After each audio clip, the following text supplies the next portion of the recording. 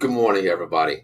Saturday morning, 11 a.m., week 5 of the NCAA season here. You already know. Thank you for tuning in. Saturday morning, 11 a.m. What better way to start the day off? Notre Dame football. Golden Dome podcast. My name is Paul Spencer, and today is the day we've been waiting for a long time. I don't know how many people circled this day on their season, but I definitely did. So let's get this started. Today, we already know millions and millions of fans are ready for tonight, 7:30 p.m. South Bend, Indiana. It's going down. It's time. Beat that Buckeye ass all day long. Ohio State comes to South Bend to face our Notre Dame Fighting Irish tonight. Let's go Irish. You already know. Hashtag it up. Beat Ohio State. You already know, boys and girls. It is time. So let's get this started here. Of course, let's get a couple comments. Irish Nation's already checking in. Adam Glenn, you already know. Let's go Irish. Of course, we got Joe Sullivan checking in. Go Irish. You already know. It is time. We circled this game on the map. Let's go, boys and girls. Let's talk about it. Yes, last year, Ohio State, week 1, we had to go to Ohio State. Week 1, it was really hard. You don't know who's who, what's what. So we go to Ohio State. We lose last year. Our horses just ran out of gas in the fourth quarter last year. Of course, Ohio State, we know, top recruiting class every year, of course. We know that 4-star, 5-star recruits. Them, Alabama, Georgia, Clemson back in the day. They have the recruits. Notre Dame didn't have them last year. They were a mediocre team, mediocre play, mediocre quarterback. Marcus Freeman's first year. So what could we ask for? Of course, stayed with them first 3 quarters. Fourth quarter, ran out of gas a little bit. The horses for Ohio State took over the game. This year, who cares about last year? Is it a rematch? Is it a revenge game? I don't know. But this year, we have the team to compete. Our defense, top in the nation right now. The offense, oh my God, everybody talks about playing the lottery, of course. Well, guess what? Notre Dame fans, Notre Dame Nation, Irish Nation, we hit the lottery last year. The transfer portal. Who cares about Shedeur Sanders? Who cares about Travis Hunter? Who cares about those players? We have the man right there. Number 10, Sam, the lottery man, Hartman. Yes, we have him on our team. We finally have a QB to go against the top teams out there. This week, Ohio State. Let's talk about it. Last year, we lost the game, of course, but this year's a new revenge factor here. Let's talk about some hidden gems here, guys. Let's talk about this real quick. Let's talk about advantages real quick. Yes, we all know Ohio State, wide receiver university. Last year, 2 years ago, Garrett Wilson, Chris Olave, and of course, maybe a consensus number 1 pick if it happens that way, it falls that way. Marvin Harrison Jr., Julian Fleming, spelled the name wrong there. I don't even care anymore about this guy. The only thing I can say about Julian Fleming is my heart goes out to you. I believe he's a 5th-year senior here. He's had 3 ACL tears and an ankle injury, of course. So prayers go up to him. His story is really remarkable of what he's overcome in college football as a player, number 1. Yupa Emka, a preseason All-American. So out of 2 out of 3 here, you have 2 preseason wide receiver All-Americans on this team right now. So key matchups, that wide receiving core from Ohio State University, the Buckeyes are loaded there. We all say it, wide receiver U, of course. 3 draft picks in the first round last year. And last year was Smith and Jigba. Goes to the Seattle Seahawks, of course. We already know. Against the secondary of Notre Dame, Xavier Watts is playing, DJ Brown, Benjamin Morrison. He's a great ball hawk. He's leading. The team in picks right now. Cam Hart is a 5th-year senior this year. He's playing great as well.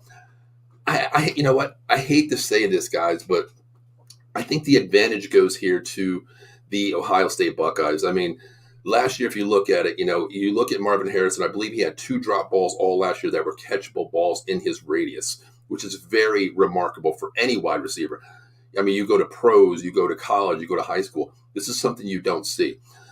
One thing I'm a little bit biased about, my kid went to St. Joe's Prep, so I actually watched Marvin Harrison play for 3 years. Senior year, I was up here, basically, where I moved up where I'm at now.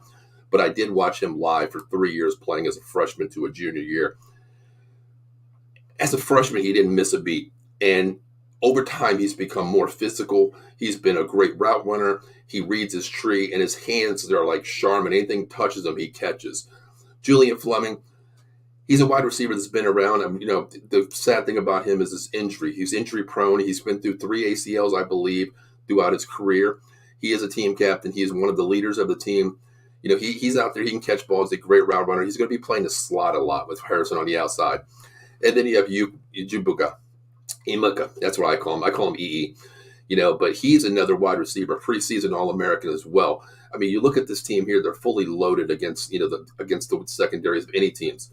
The first 2 weeks when they played, they struggled a little bit because of the fact that they were finding out who they were. Okay, they found out who they were. They played Youngstown State, of course. Kyle McCord didn't play that game. Now we have Western Kentucky. They put up 66 points on them. 3 wide receivers, 3 touchdowns from Marvin Harrison on the year. EE has 3 touchdowns as well this year. Pretty remarkable stat when you have 2 wide receivers that can catch the ball, of course. Harrison leads the group with 14 catches, 304 yards in 2 games. 150 yards per game is basically what he's playing. The first week he didn't even really, they didn't have to use him at all. So it was a blowout as well. But you think about this wide receiver room, they are stacked, of course. Ken Xavier Watts, DJ Brown as a secondary in the safety spot, covered over the top because Harrison EE is going to go deep. We know that. They can take the roof off the top at any time. Fleming's a great route runner as well. He plays the middle, of course, so that's going to be something that's very hard for them to do. Does Xavier Watts go to the left? Does he go to the right? Does DJ also go to the left or right? We don't know who's going to match up well. Benjamin Morris and Cam Hart, 2 great corners. But this is a test. This is a test for Notre Dame secondary. Notre Dame secondary the only time that they really had to play was against NC State, but NC State really didn't throw the ball either. They were more of a passing team where they couldn't pass the ball. They had to go to the run here. So I'm gonna have to, I hate to say this, but I'm gonna have to give the key matchup here to the wide receiver room of Ohio State, of course. They are fully loaded, of course. So I'm gonna give the benefit of the doubt here and go with, hey, you got 2 preseason All-Americans, Harrison and EE. You have to go there. Our secondary hasn't been tested, but today I tell you what, they're going to be tested today, and they're going to step up to the challenge today. Let's get into a couple more comments here. The Patterson Fanatics Show checking in. That's Tom Kelly. You can check him out all the time. Let's go, Irish. You already know, Tom. Thanks for checking in. I appreciate it. And we have Garrett Bradford saying, go Tigers, LSU. Well, yeah, I think LSU will win tonight, but, hey, this is a Notre Dame show, but I'm glad you're checking in because all I can say is I'm glad you have Brian Kelly. We have Marcus Freeman. If I'm doing a key matchup there, I'm taking Marcus Freeman all day long, But, hey, thanks for checking in, Garrett. I appreciate you there, brother. Let's get into our next thing here, guys. The front 7 here. The front 7 of Ohio State. They are a missy match. I mean, they are washed. They're not washed up here, but they are still rebuilding this O-line to the point where we don't know what they are yet. We've seen against Western Kentucky, they couldn't run the ball at all. So this front 7 from Notre Dame, I mean, you think about this. This O-line here, leading the candidate all. Preseason All-American, probably going to be a top 10 pick in next year's NFL draft. Plus, think about this, guys. Think about this. Who's the leading rusher in the college football this year? Austin Estime. Yes, you're right. I said it, Austin Estime. 63 carries, 521 yards, 5 TDs. You can't stop this guy. I always reference this guy to someone that I've watched in Notre Dame in past. He's not up to that potential yet. I mean, he had great yardage when he was here. Of course, you go back to the years of Jerome Bettis, the bus. 5'11", 255 as a running back, the human bowling ball. You go back to those days. Now, you know what? It's a little bit more hybrid game today. Now we have Audric Estime, 5'11 and a half, 235. Speed, power, agility, mobility, cuts on a dime, not afraid to run between the tackles, not afraid to bounce outside. This is something that we haven't seen from a running back in a while with Notre Dame. It's really concerning to me. The one thing is the linebacker play from Ohio State. They are very strong there, of course. They put pressure on the QB. I think this is a test for Notre Dame's O-line, of course, but you're not going to get physical with this team. The one great thing about Sam Hartman, as I said in previous shows, you look at the other quarterbacks that we have today. And you know what? Shout out to Drew Pine real quick. Going off topic here. Drew Pine, my former quarterback from Notre Dame here under the Tommy Rees QB room. He's actually making a start today in Arizona State. So kudos to you, brother. I mean, you're 3rd in the depth chart. The top 2 quarterbacks from ASU are injured, so you are playing today. So shout out to Drew Pine out there. Go Sun Devils today. Get a win out there. Have fun. Deserve it. Move on. There you go. And also I just want to say congratulations starting today. But anyway, let's get back here. As I said in previous shows, Sam Hartman is a QB that we go from last year, Tyler Buckner, Drew Pine.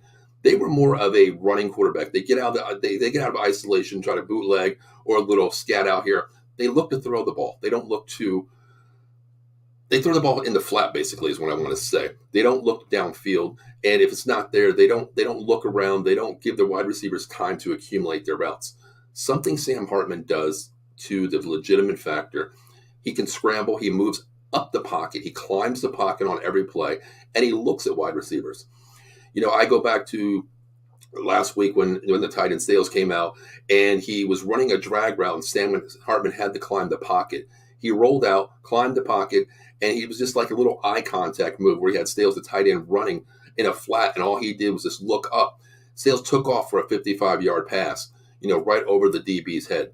That's something the QB has, that timing and that terminology and that game flow with your wide receivers and tight ends, and Austin May, going to the running back room. He has that, and that's something you don't see before, where it was just, okay, well, he's out of the pocket, he's going to scramble, he's going to run. It's no big deal. We can't control that. Hartman is a different animal. He's a 6-year quarterback, sixth year, in this NCAA, coming over from Wake Forest. Great quarterback for this situation here. Take what he takes what the defense gives you, and he also looks downfield to make a play, keep the play alive with his legs. He doesn't run a lot, but he can run when he has to. So the advantage here, the front seven, the quarterback, the running back, the offensive line, plus the tight end category too. I give the advantage to Notre Dame here. Let me know what you think. I think it's Notre Dame category here. They win. Let's get a couple more comments here. Eileen, go Irish. Exactly. Thank you very much, Eileen. Thanks for checking in. Adam Glenn, you couldn't say it any better, man. F. Brian Kelly. You know what? When we first got him, I was kind of happy here. He leads the Irish in wins, of course. But to me, we don't play for participation trophy. We have our championships. It's been a long time since '88, and you couldn't get us over the top. The last QB, the last head coach we have is one of my favorites all time, Lou Holtz, one of my favorites guys, the skinniest guy is a coach in college football history, but he had the biggest heart, and he showed you what he can do. So, you're right. F. Brian Kelly, Adam, I agree with you 100% on that one. Dave Yarnett, you can check him out. That's my little brother who does the Cowboy Show with me every Wednesday night, 9:30, them 215 boys. As you can see, I'm a Notre Dame fan and a Cowboy fan, so check us out here as well. Well, thank you for tuning in today. Appreciate it on this beautiful Saturday morning where it's all about beating Ohio State this morning. But once again, I give the advantage here to the offensive side of the ball here as front seven versus 7-on-7 football here. I give the advantage to Notre Dame, of course. If you think I'm wrong, hey, that's fine. I'm not being a homer here. As I said, the wide receiver room is stacked for Ohio State. I give the advantage there. So let's get into the next category here. The Ohio State O-line. Simmons, Jackson, Hines, Jones, and Fryer. That front five is a good offensive line in many categories. I mean, you're playing in the Big Ten. You see top 10 teams every week. You have Michigan. You have Penn State. So you have to be legit. They are a legit team. They are very big in size, very fast off the ball, but they can be beat. The front seven for Notre Dame. Let's talk about it. Jean-Baptiste, you think he has revenge on his mind? Former Ohio State Buckeye? Transfer? Maybe he circled this game on his calendar, as some people did. Let's go. Botello, Mills, Cross, Kaiser, Bertrand, and Lufaya. This front seven is a flying front seven. They're nasty. They get after the ball. I'm a Dallas Cowboy fan, and the one thing Dan Quinn teaches, as well as Marcus Freeman and Al Golden, fly to the ball. Understand your assignment football. Respect your brother on the outside. He'll do his job. You do your job. That's one of the things that this front seven does. Baptiste on the edge there, Botello, Mills. Cross, I love in the middle. Cross reminds me of, I've referenced this before, as a Chris Zordich type player back in the day for Notre Dame. Then you look in the back end. I always say this. I refer to other players, just like I said, with Austin May being like a Jerome Bettis type running back to me, the size, a little bit more gassing speed than Bettis had back in the day. Physical. To me, Cross is my Chris Zordich. And you talk about JT Baran, which I misspelled the name. I was laid up last night. Very apologize for that. JT Baran.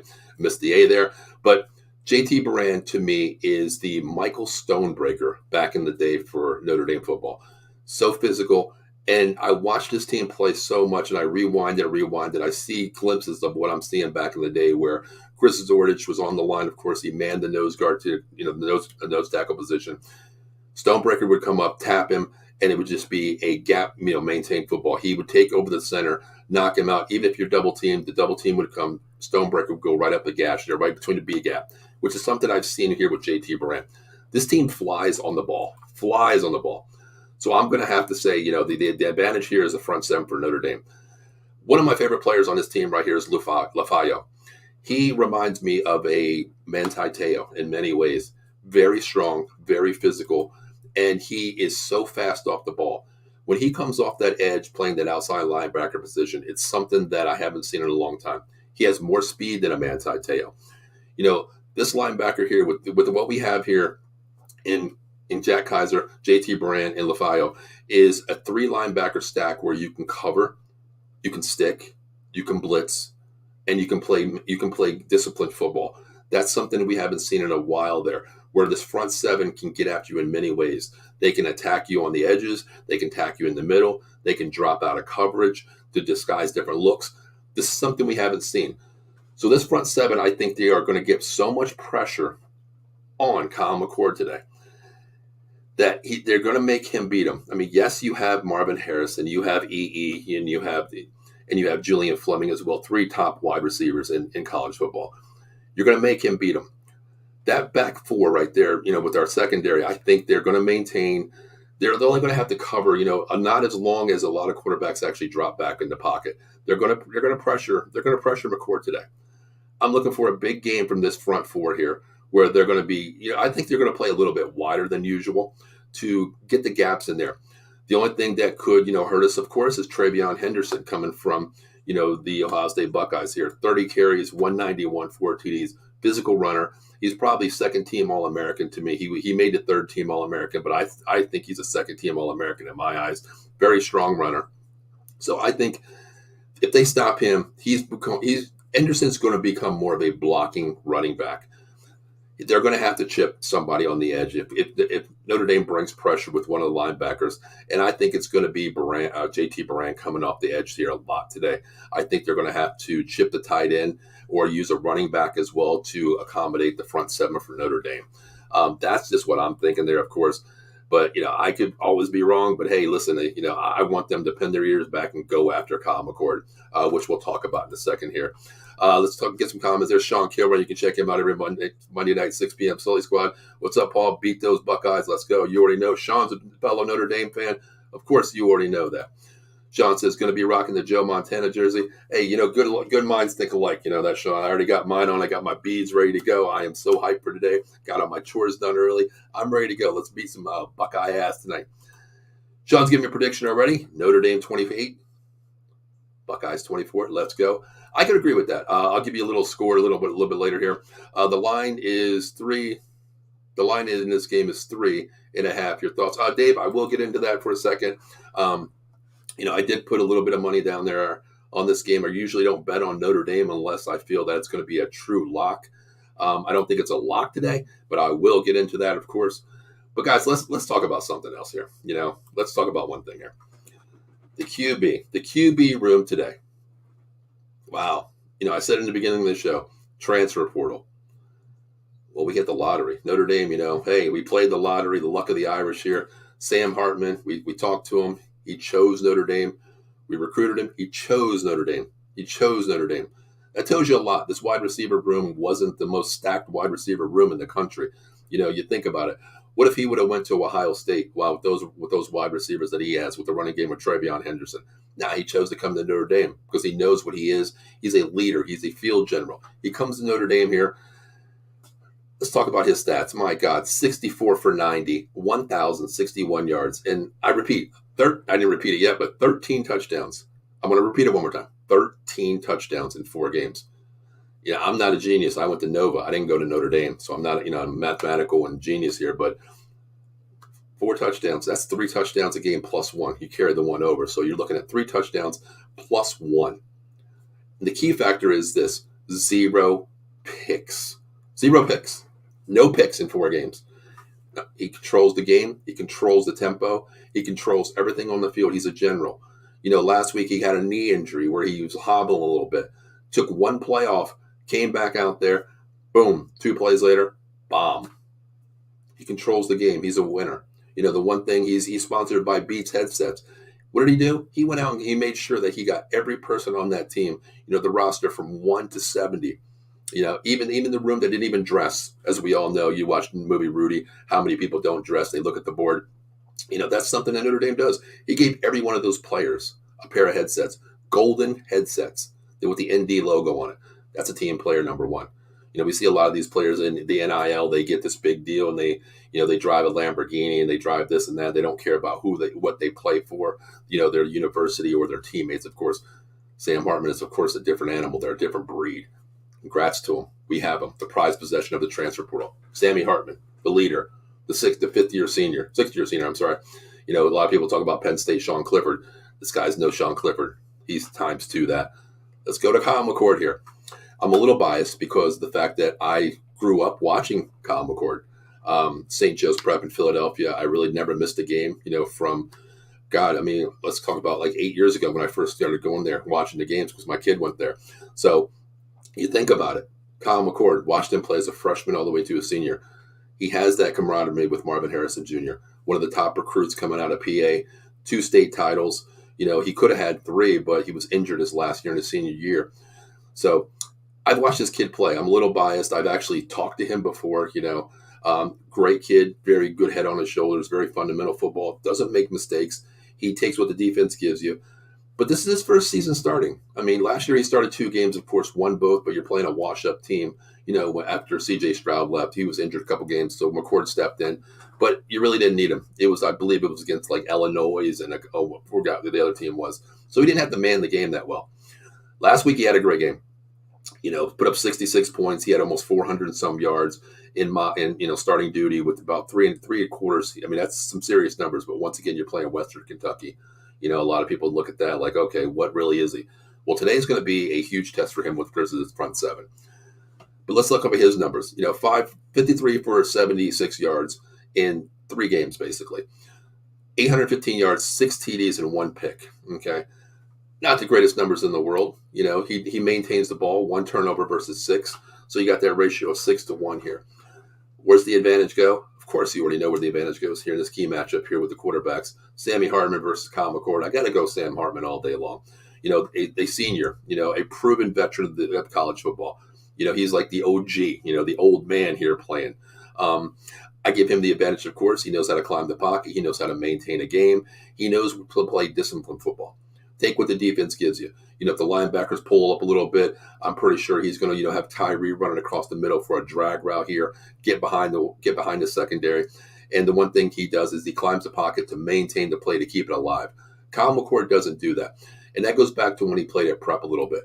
He likes to stay in the pocket, and if he doesn't really like to run, that was one thing that I think is in his mind. When he was at Prep, he actually twisted his ankle to the point where he was running the ball so much outside the pocket there. If you guys don't know Prep, 5 out of 7 state champs in the state of Pennsylvania, great school, the best Prep. I'm all about Prep anyway. But he got injured, and after that, when he came back a couple games his senior year, he played in and out. He didn't run the ball as much. He showed his arm was great. That's why he was recruited in 11th grade Ohio State. We know that. But he didn't run the ball a lot. And I think today he's going to have to run the ball, and I think it's going to be in his mind too. This front 7 is going to get after you. I think he's going to take one big hit, and I hate to say it, but I think he's going to be a little wobble today, and it's going to be in his mind not to run the ball. And he's going to be a drop back quarterback today. So that is my thing on that team right there. Let's get into something here real quick. Let's get into predictions today, okay? As Dave said, the line is -3 here for Ohio State. They are 3-point favorites here today. One thing that I do, I don't bet on Notre Dame in prime games. The first 3 weeks, yes, I did bet them, of course. If you're not a bettor, I understand that. But as money line today, I think this is a Notre Dame line. You look at the keys from last year. Drew Pine, Tyler Buckner, okay? Austin May was a different breed than he is this year. The offensive line is much stronger. This defense under Marcus Freeman and Al Golden fly to the ball. Last year, we maintained a three-quarter game. In the fourth quarter, it was just where the horses from Ohio State took over. They had more of a quarterback last year. They had a more mobile quarterback than C.J. Stroud. He got out of the pocket. He could use his legs a little bit. And if you remember that game in the fourth quarter, C.J. Stroud ran the ball a lot in the fourth quarter. It was to spread them out as much as you can and let C.J. Stroud hand it off to Henderson. Look for Harrison down the field, which we did take away last year. Harrison didn't have one of his best games last year. So you move forward to this year. Revenge game. Last year was week 1. This year is week 5 for Notre Dame. Week 5 for Notre Dame. Week 4 for Ohio State. You look at their schedule. They haven't really played anybody either, of course. This is their first true test. We played NC State, a different kind of breed than what they played. Western Kentucky, of course, for them. And then you look at their other games, of course. You had Youngstown State, okay? Who cares? And you had IU. IU is not the biggest challenge anywhere. They're not even a Big Ten contender this year. But to me, I think this year a lot of Notre Dame fans are going to be happy with what we see on the field, which we've already seen in week 1, 2, 4. A balanced team. A defense team that flies to the ball no matter what we do. The front seven's nasty. We talked about, the secondary, Cam Hart, and of course Benjamin Morrison being one of the top 2 corners that we have, of course, for this in the secondary. I think these guys get after them, and you got to remember we're going to have help. We're going to have help. Xavier Watts is going to be in the back end. We're going to have help over the top against these wide receivers, and of course Marvin Harrison Jr. So I think it's going to be a legit game here. I think the advantage goes to the home team. Primetime, South Bend, what better? The only thing I wish is one thing that, Penn State, I live 45 minutes from Penn State here. I have a lot of friends that are Penn State fans. One of my co-hosts, Bill Furman for the College Football Frenzy every Wednesday night at 8 p.m. Big Penn State fan. And we were talking about it like tonight they play Iowa in a whiteout game. I would love to see Notre Dame have like a green game, the green waving out. 81,000 people are going to be at this stadium tonight. And I tell you what, I hope I don't see a lot of Buckeye fans there because that tells me that somebody sold some tickets. That is the one thing I do not like as a fan. If I have my season tickets, I'm not selling them if I'm that close and I can go to every game. Not doing it. I've been to quite a few Notre Dame games, and it's the atmosphere is one of a kind. It is the most iconic, pregame rituals that you'll ever see. Even the game day factor. I remember like 4 years ago when I went, just standing there watching the players come down the walk was one of like the biggest things I've ever seen in my life. So 81,000 fans tonight is going to be rocking. So that advantage goes to the Fighting Irish, of course, tonight. That 3-point swing there, that's telling me that Vegas doesn't know where to go with this game. I'm going to go with Notre Dame outright tonight. I feel that Notre Dame actually wins this game tonight. I really do. And I think it's going to be a lot of teams, you got to really think about it. You really think about this. It's a balanced game. Ohio State, we know they're fundamentally sound. They are arguably top 5 in this game. Sean says the secondary is up for Marvin Harrison Jr. I believe so, Sean. I really said that. I believe they are up for this game, of course, because if you think about it, you think about this here. Here it is right here as the key matchups. I give the advantage as a unit to Marvin Harrison Jr., Julian Fleming, and EE versus Xavier Watts, DJ Brown, Benjamin Morrison, Cam Hart. I give them the advantage there. But the one thing is 3 versus 4. The both safeties are going to stay back. They're going to stay neutral. Don't let the ball over your head. So I think they can overcompensate for the passing game. We've seen Harrison didn't have a great game last year. You take the best player away, then you're going to have somebody beat you. But the key factor is you have Kyle McCord this year. He's a great passer, strong arm. Watch this kid play. He's worked on it. And you have your best friend from, now going on 6 years with Marvin Harrison Jr., 4 years of prep, 2 years at Ohio State. They know each other like in and out. They're best friends, on and off the field continuously to this day. But the advantage goes to Notre Dame as a team on defense. The front 7, the back 4. I think they give the advantage to Notre Dame here. I think it's going to be a balanced game where Notre Dame's going to come out, take what the defense gives you. Hartman's very smart. He's going to climb the pocket. He's going to find who's open. And the one great thing about Notre Dame, yes, we have statistical leaders. We know that. Okay, Austin May running the ball, out of the backfield is going crazy. Chris Tyree is our leading wide receiver, and he actually was a running back last year. True wide receiver. Goes to running back because the running back committee is a little bit scarce last year. He comes in, and he doesn't have a lot of balls this year. You look at his statistics, okay? We talk about Marvin Harrison this year, 14 receptions, 304 for 3 TDs, okay? Big name. consensus, maybe top 5 pick next year, depending on what the needs are for the NFL teams next year in the draft. You look at the Panthers, you look at the Texans. Hell, you might even look at the Arizona Cardinals, what they need. But you think about that. Chris Tyree this year, in 4 games, not a lot of receptions. 4 games, he averages 2 receptions a game, 8 receptions for the year, 216 total yards. One play was a 60-yard bomb. 2 touchdowns. Not a lot of statistics there. But you think about it, this what Sam Hartman has built with this team here, he doesn't look at teams going to say, okay, stop this player. He looks at numbers on the team and says, okay, you're open. I don't care what your name is.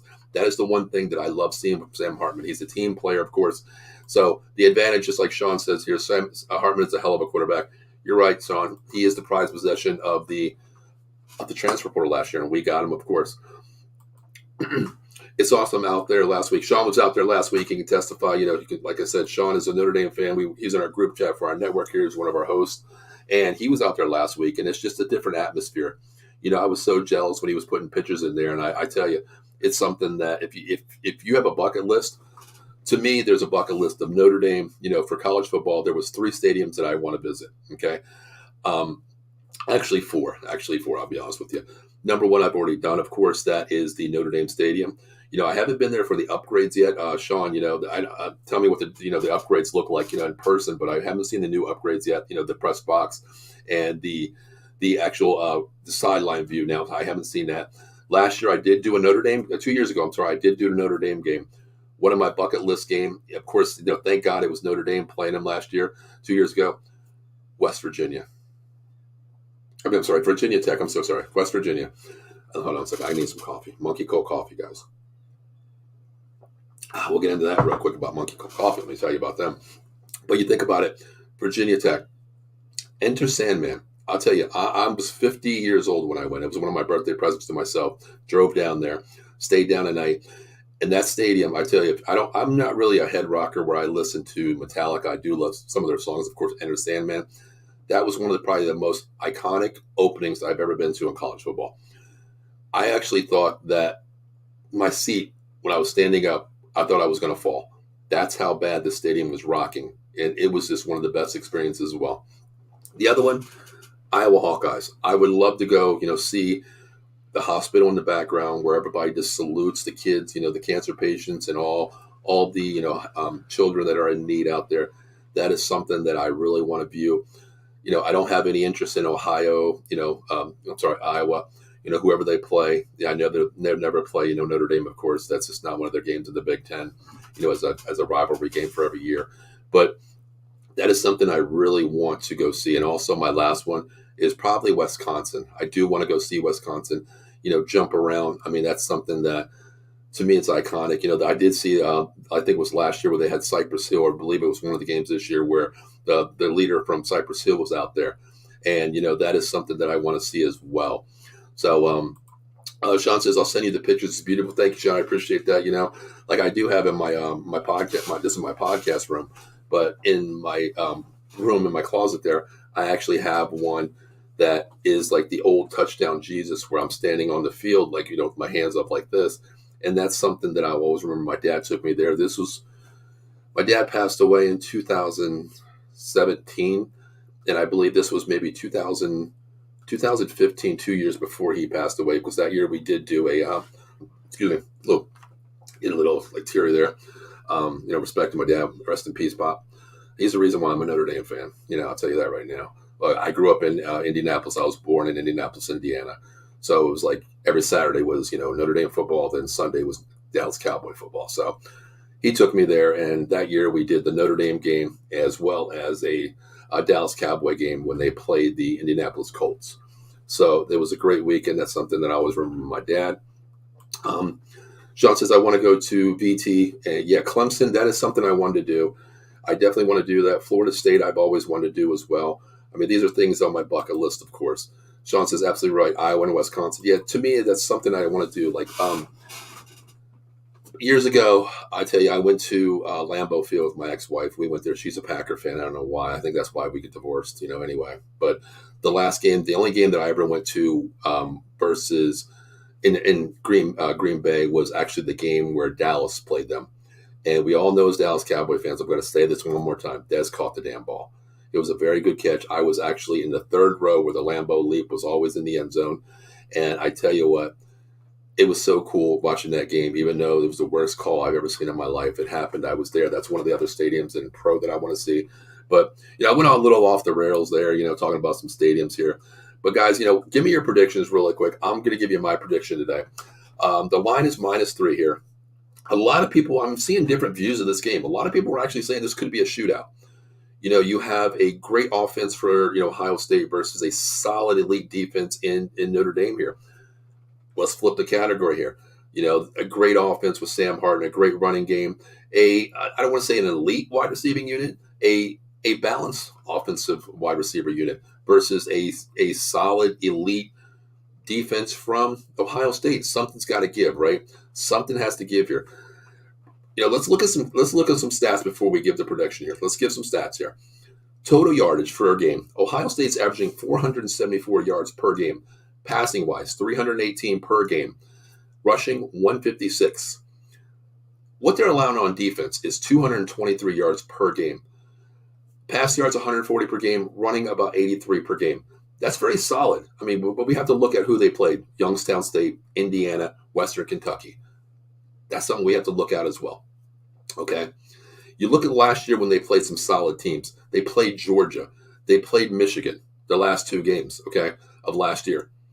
Back-to-back losses for them. They did hang with Georgia 42-41 last year. Give them credit there. But hey, it's a national championship game. It's week 13, week 14 for many teams. So you are what you are going into that. You lost versus Michigan, a very stout offensive line that could run the ball. You talk about Corum, who got injured. Then you talk about Edwards out there as well, who Corum was actually not even in the game last year. They used their backup running back, Edwards, who gashed him for, I believe, like 130 yards as well. They lost 45-23. But you look at the Notre Dame team this year. When was the last time you could say Notre Dame was averaging over 500 yards per game? It's been a while to me. It's been definitely a long time for me. The average for Notre Dame this year is 508. Total offense. Passing-wise, we all know why we're passing the ball. Mr. Sam Hartman, the legit elite quarterback, averaging 304 yards per game in his first 4 games here. You think about what we have here as a quarterback unit. It's Sam Hartman. We have Peanut Butter and Angelelli time. It's Mr. Steve out there as a backup time. Did get into a game. I believe he has 1 quarter total this year. I think he has like 140-some yards already this year, which is great for a backup quarterback, giving him time in a blowout game. But the running game. Can we talk about the running game real quick? 204 yards per game. 204 yards per game. Estimates averaging 115 per game so far this year. Per game. He has 1 tackle with this offensive line for a loss. 1 tackle behind the line of scrimmage for the whole year on 40-some carries this year. Staggering. Very staggering. You got to give him credit to the offensive line, of course. Let's talk about the defense. 126 yards passing per game. Yeah, I know we haven't played Ohio State. We haven't played a Marvin Harrison in EE. We haven't played a Julian Fleming yet. That top 3, wide receiver unit for Ohio State. Yes, I know it's a different breed. It's a different animal. I believe that. But you know what? I think the secondary is up for the test. They progressed every week. Against Navy, as I said before, week 1, I wasn't really happy about this defense. Navy threw the ball 5 times. 3 passes were batted down, incomplete. 2 of those balls were blow-ups by the secondary. I'm talking breakdowns where it was a drop ball by Navy on one, which is a walk-in 6, and the other one was just another drop ball by a Navy wide receiver. You go to week 2, you worked on it. You definitely worked on your game there. I mean, you play Middle Tennessee State, you work on it. They're more of a running team. Of course, you shut that down, but the defense got a little work against NC State, a little bit of work as well. They passed the ball a little bit more, not as much as Ohio State can do in that category, but they worked on it. And now they're showing signs of progression, every positive progression every week. So I think they do as a unit. The back 4 shuts down Marvin Harrison. I don't want to say shut down. I shouldn't say shut down. I think they're going to control the game. They're going to make one of the wide receivers be the positive one. I think you take away Harrison. I think a linebacker drops back. I think Kaiser is going to be the one who stays in the middle of the field. He's going to demand the second unit, the second level there. I think JT Baran is actually going to be coming on a lot of blitzes. And I think the one who's going to drop back is Lafu. I think he is going to be the spy, not on Kyle McCord, not on Kyle McCord, but I think he's going to man that tight end, and I think he's going to control the secondary on the outside unit with Kaiser as well. But I think Baran's going to be coming on a lot of blitzes, and I think they're basically going to be running a 5-man, blitz package all the time, and that's pretty much going to be like 80% of the downs. That's something I can see because you go 5-on-5 with Ohio State. I think there's going to be a lot of stunts, and with Jean Baptiste on the outside, I think he's going to have a great game coming on there. And I can see JT Baran, coming on that outside, little stunts there, getting a couple sacks there. I think they're going to make Kyle McCord think about this game here today. So my final predictions for this game, we have Sean giving our prediction there. He's got 28-24 Irish.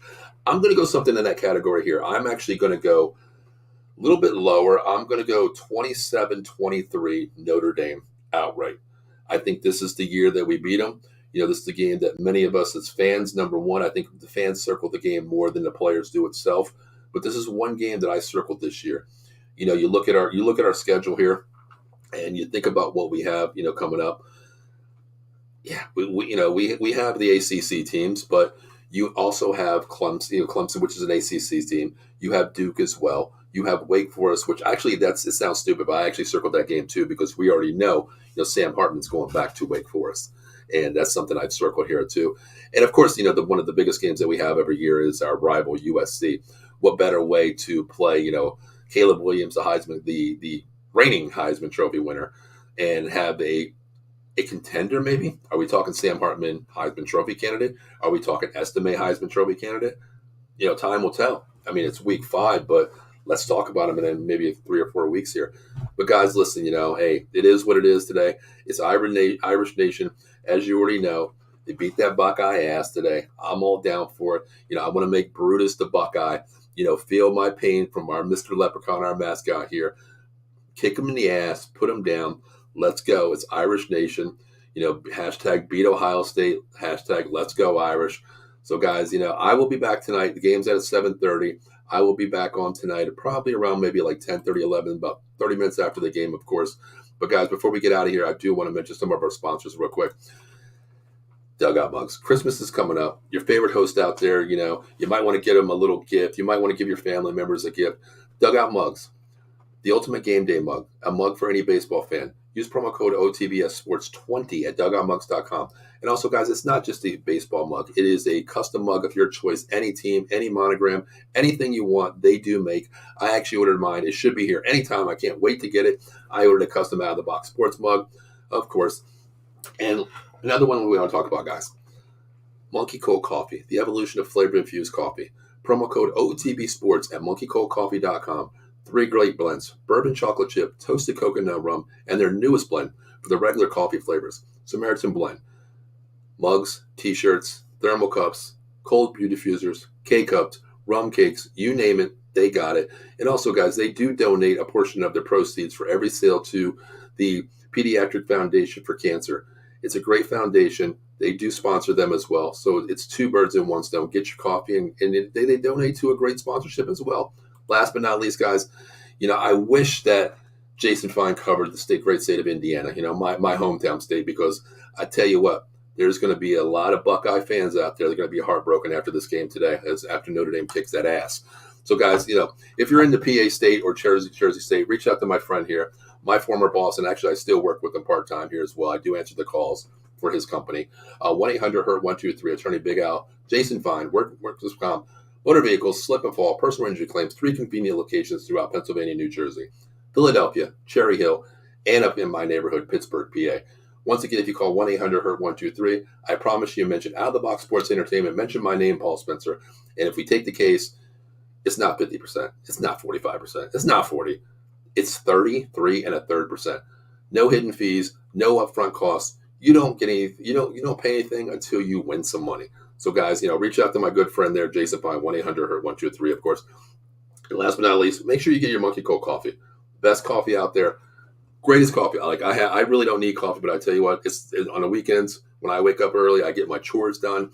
Saturday, it's time. I have a little bit of time here till 7 o'clock. So this is going to be a great day of football, guys. I mean, you got some great matchups today. I want to see Colorado, Oregon. That could be a great shootout too. You think about it. I mean, they do lose Travis Hunter, who was the number one recruiting transfer portal guy this year. He's out. Last ready long. Prayers to him as well. Shador Stevens out there balling out. But hey, listen. Only game I'm focused on today. I will watch other games, but it's 7:30. You already know. I already got my beads going on. I already got the necklace going on, and I had to bring out the Joe Montana jersey today because you know what, guys. One last thing before we get out of here. Do you know what Notre Dame's wearing tonight? Do you know what they're wearing tonight? They're wearing the greens tonight. The greens are coming out tonight. I can't wait for this. I love these jerseys. Man. Sean says, I sent those pictures to you. Enjoy. Thank you, Sean. As soon as I get done with the podcast, I'll check that out.